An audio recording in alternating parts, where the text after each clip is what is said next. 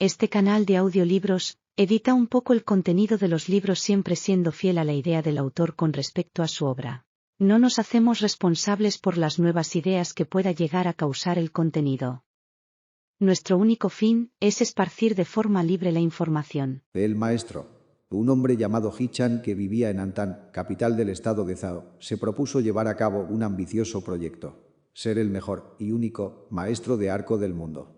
Al buscar a una persona de confianza para que fuera su maestro, no había nadie que pudiera rivalizar con Fei Wei, el hombre más diestro en el manejo del arco y la flecha de su época. Su pericia era tal, decían, que podía acertar 100 disparos sin fallar cuando apuntaba sus flechas a las hojas de un sauce a una distancia de 100 pasos. Hichan hizo un largo viaje para visitar a Fei Wei y se convirtió en su discípulo. Lo primero que ordenó Fei Wei a su nuevo discípulo fue aprender a no parpadear.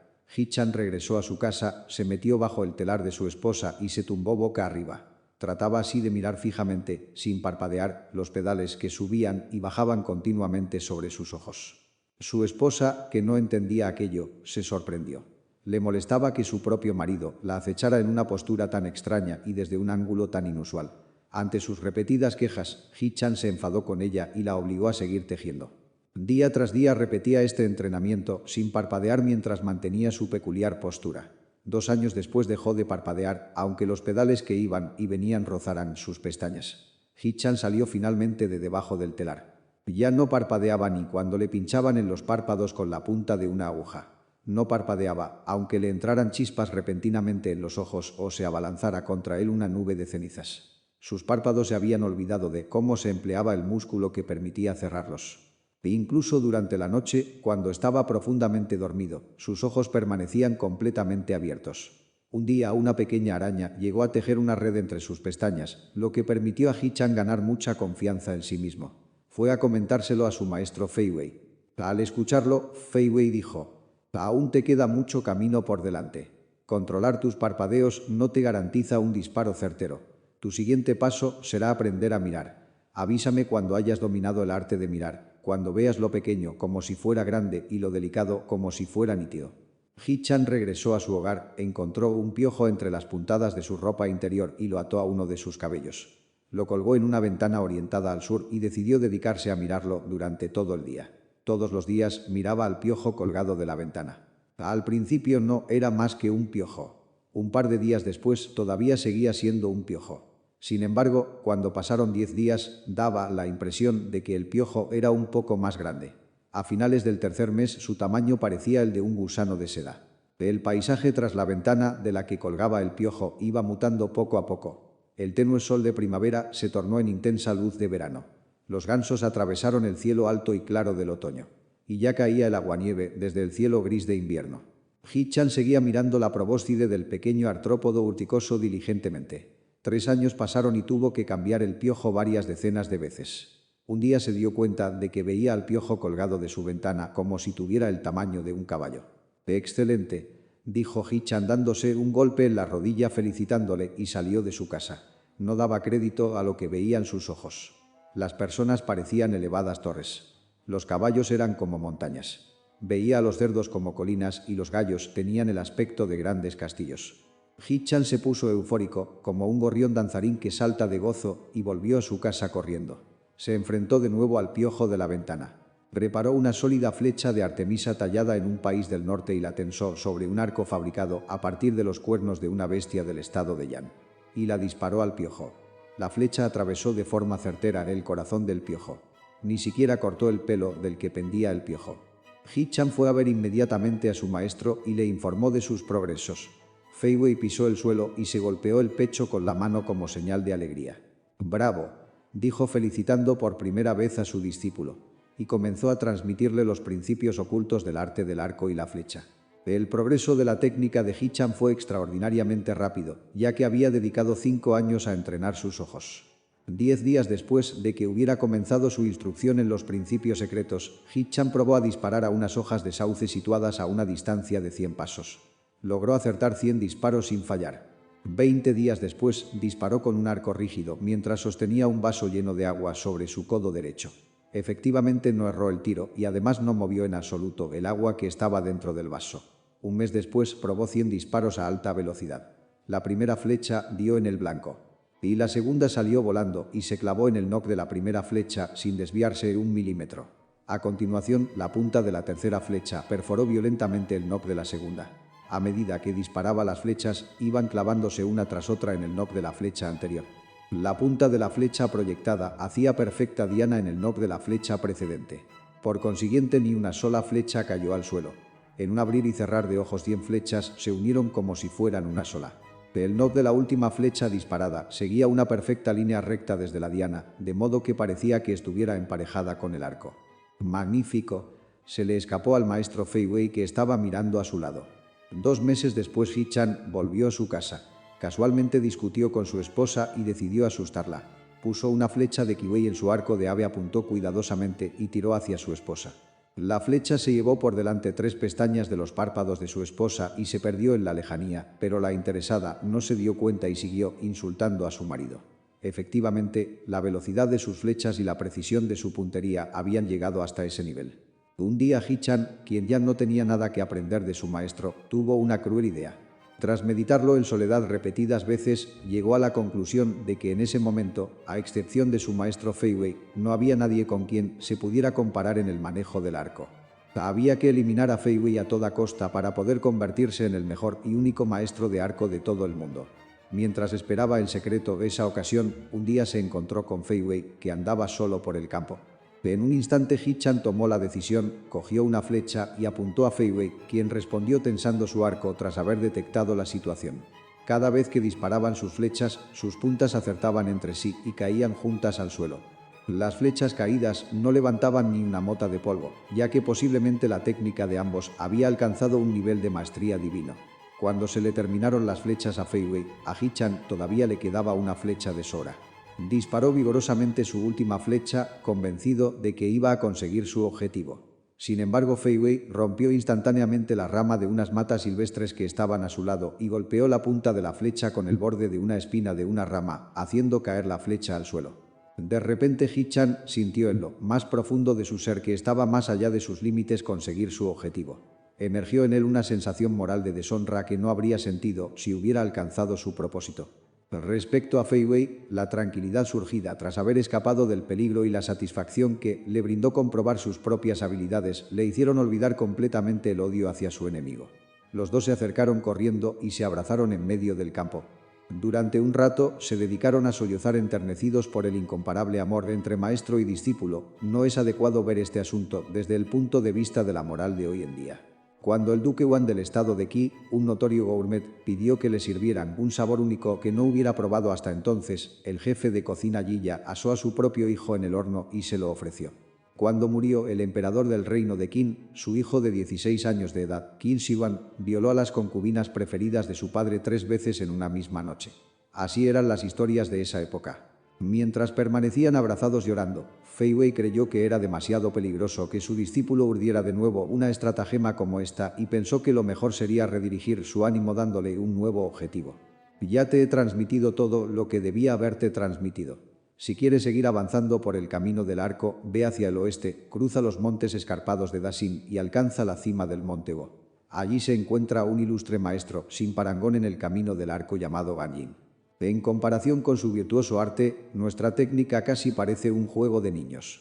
No existe otra persona a quien debas aceptar como tu mentor, salvo el maestro Ganjin, dijo a su peligroso discípulo. He-chan marchó raudo hacia el oeste. Comparada con la de esa persona, nuestra técnica parece un juego de niños. Su orgullo no podía soportar las palabras de su maestro. Si eso fuera cierto, aún le faltaba mucho tiempo para completar el propósito de convertirse en el mejor arquero del mundo.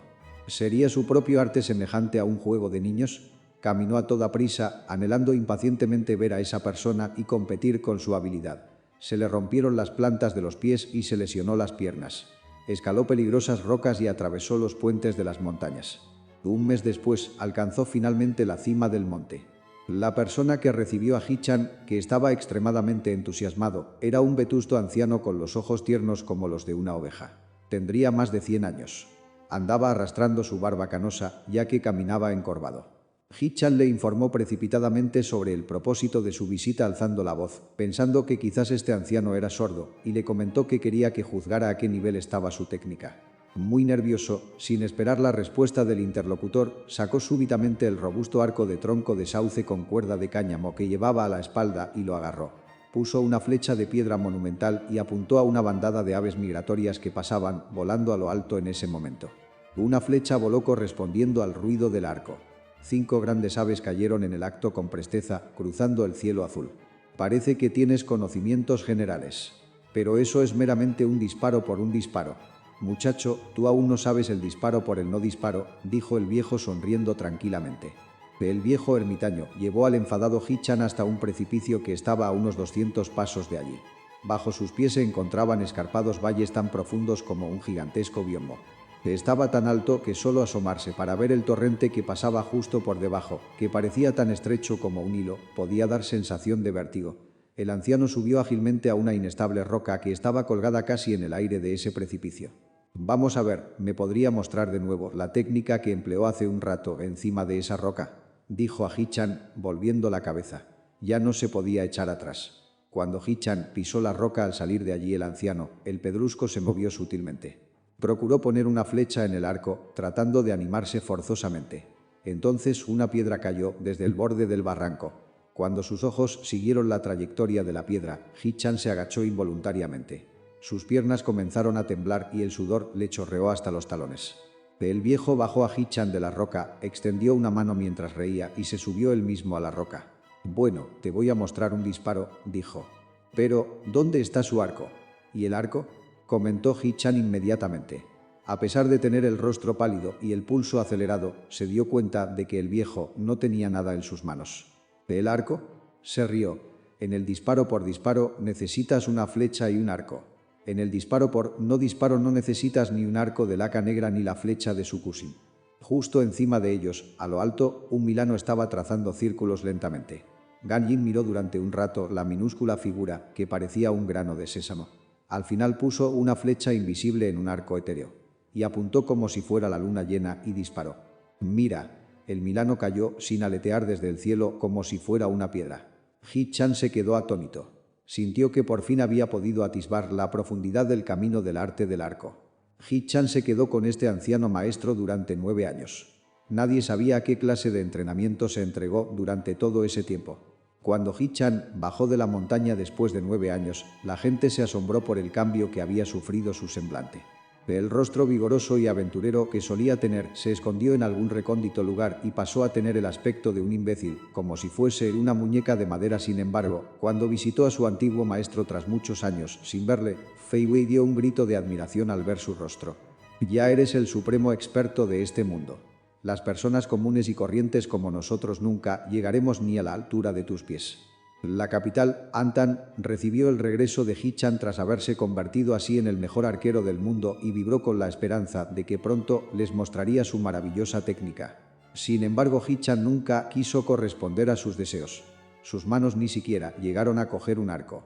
Aquel arco robusto de tronco de sauce con cuerda de cáñamo que llevaba consigo cuando subió a la montaña parecía haberlo tirado en algún sitio. Alguien le preguntó por qué. El extremo de un acto es conseguir ese mismo resultado sin actuar. El extremo de una palabra es no pronunciarla. Del mismo modo, el extremo del arte del tiro es no tirar, contestó Hichan con languidez. Ya veo, entendió al instante aquel sensato señor de Antan, la capital. El virtuoso arquero que no tocaba su arco se transformó en el orgullo del pueblo. Cuanto menos tocaba Hichan su arco, más se difundía el rumor de su invencibilidad. Diversas habladurías pasaban de boca en boca entre la gente. Todas las noches, a partir del tercer ko, se oía el ruido de la cuerda de un arco sobre la azotea de la casa de Hichan sin que nadie supiera quién lo producía. Decían que el espíritu del tiro que el maestro tenía en su interior se escapaba mientras su dueño dormía y se dedicaba durante la noche a combatir a los demonios. Un comerciante que vivía cerca de su casa afirmaba que una noche Hichan sostuvo excepcionalmente el arco entre sus manos mientras se encontraba suspendido sobre una nube. Competía contra los 2 antiguos maestros, Yi y Yan Yui, sobre el cielo que cubría la ciudad por la supremacía del arte del arco. Dijo que las flechas disparadas por esos 3 maestros desaparecieron entre Sansuku y Sirio, arrastrando una estela de color azul y blanco.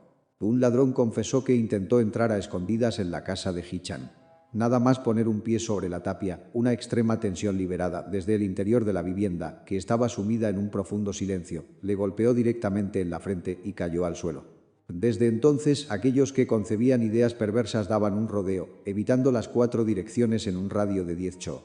Y las aves migratorias con algo de sensatez dejaron de pasar por encima de su vivienda.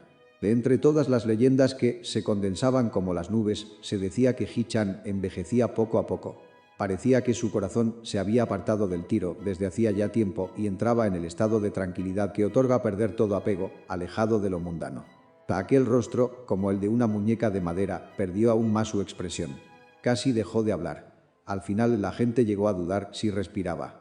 Esta fue su reflexión durante sus últimos años. Ya no distingo entre los demás y yo mismo. Ni siquiera diferencio entre el bien y el mal.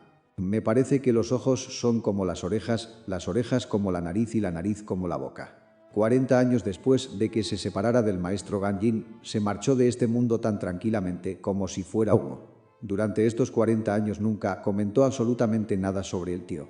No habló sobre nada relacionado con ello, así que era obvio que no desarrollaba ninguna actividad relacionada con el arco y la flecha.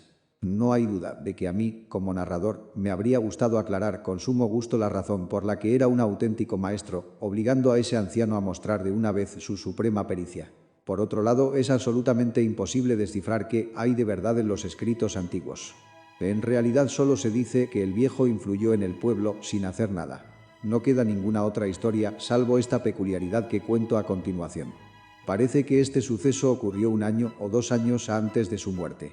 Un día, cuando el viejo Hichan visitó a un conocido suyo tras haber sido invitado, vio cierta herramienta en aquella casa. Era cierto que era una herramienta que le sonaba, pero no podía recordar su nombre ni cuál era su utilidad. ¿Cómo se llama ese objeto? ¿Y para qué sirve?, preguntó el anciano. Al dueño de la casa. El dueño pensó que el invitado estaba bromeando, así que le sonrió con cara de tonto. El viejo Hichan volvió a formular su pregunta seriamente. Aún así, el dueño parecía confuso mientras sonreía indecisamente, sin poder entender el propósito de su invitado. Cuando Hichan repitió por tercera vez la misma pregunta con un gesto severo, el dueño de la casa se quedó pasmado por primera vez. Miró fijamente los ojos de su invitado. Su interlocutor no estaba loco ni bromeando. Tampoco le había entendido mal. Al confirmar todo esto, el dueño se quedó atónito, casi horrorizado. «Mi señor, usted, que es el mejor maestro de tiro del mundo, ¿se ha olvidado del arco? No recuerda ni el nombre ni el uso del arco», gritó tartamudeando. Se decía que tras este incidente, durante algún tiempo en la capital, Antan, los calígrafos escondieron sus pinceles, los músicos cortaron las cuerdas del se y a los artesanos les daba vergüenza hacer uso de la regla.